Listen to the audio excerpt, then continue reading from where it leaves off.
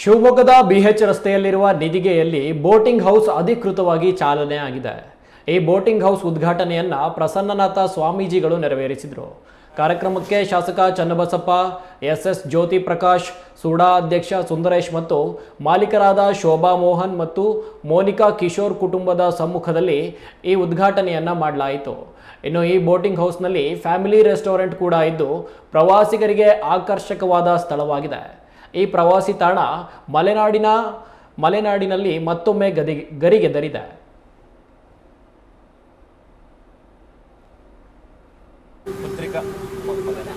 पुत्रो नामधेयस्य निशांत नामधेयस्य मनस्विनी नाम्य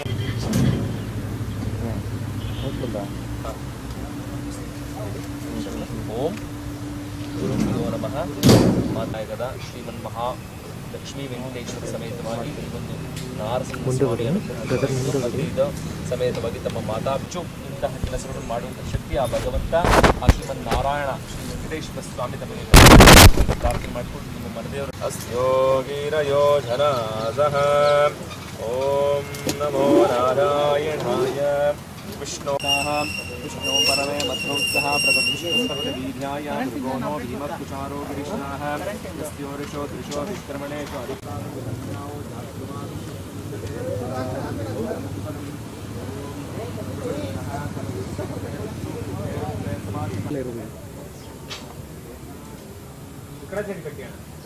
ಅವ್ರದ್ದು ಧೀರರಾಜ್ ಇನ್ನೊಬ್ಳೆ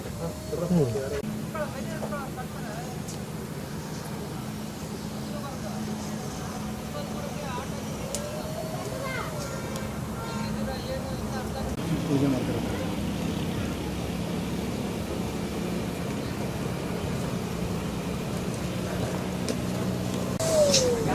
ಶೂಟ್ ಮಾಡ್ತೀಯಾ?